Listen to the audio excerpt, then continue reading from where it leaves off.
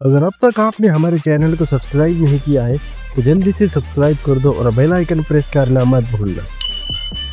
2 हफ्ते, सिर्फ 2 हफ्ते लगे मुझे पूरी तरह बर्बाद होने में। आज सुबह जब मैंने आईने में खुद को देखा तो मेरे हाथ कांप रहे थे, गाल पिचक गए हैं और आंखों के नीचे गड्ढे इतने गहरे हैं जैसे वहां मौत ने अपना घर बना लिया हो। डॉक्टर कहते हैं कि मुझे कोई बीमारी नहीं है, लेकिन मैं जानता हूं मुझे वो खा रही है अंदर से, टुकड़ों में नहीं बल्कि सांस दर सांस।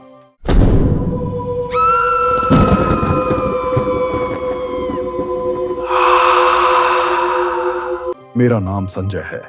शहर से एमबीए करके जब मैं अपने गांव लौटा तो मुझे लगा कि मैं सारी दुनिया को जान चुका हूं।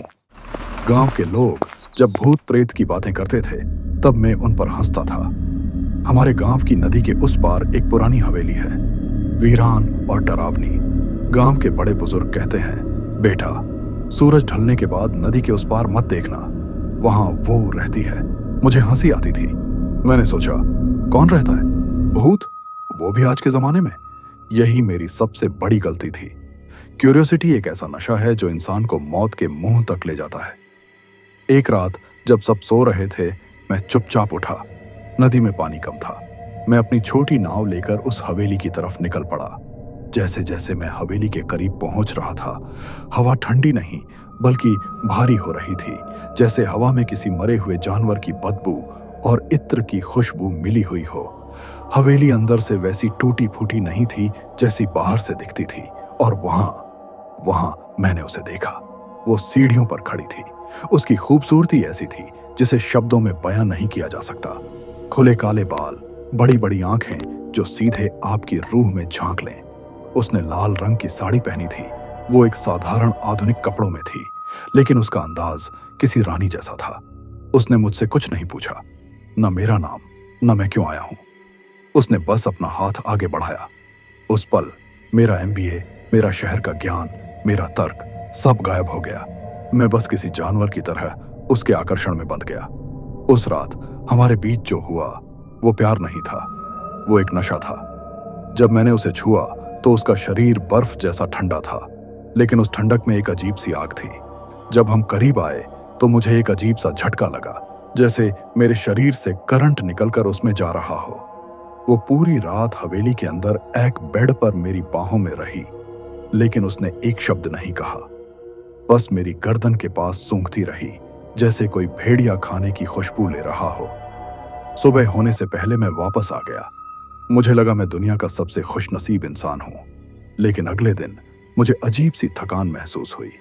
ऐसी थकान जैसे मैं मीलों दौड़कर आया हूं। मैंने इसे नजरअंदाज कर दिया। अब यह सिलसिला हर रात चलने लगा। मैं हर रात नदी पार करता, उसके पास जाता और हम साथ वक्त बिताते। लेकिन हर सुबह मैं और ज्यादा थका हुआ महसूस करता। अब मुझे उसकी लत लग चुकी थी।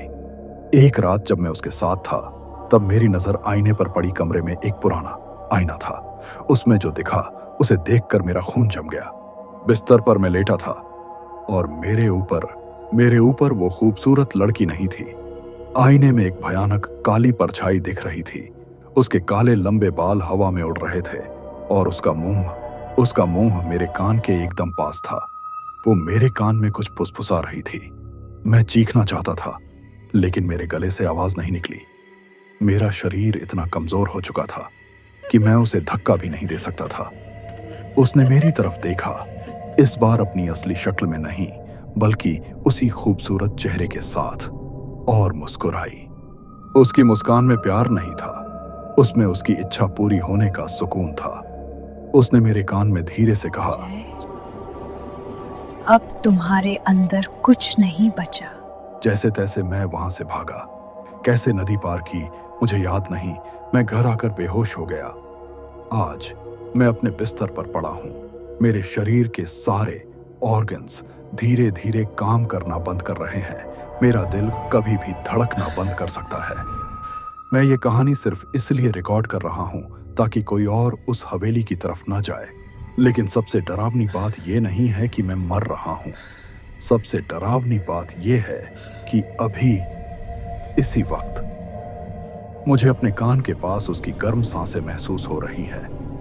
वो हवेली में नहीं है, वो मेरे साथ आ गई है और वो कह रही है कि मेरी भूख अभी शांत नहीं हुई।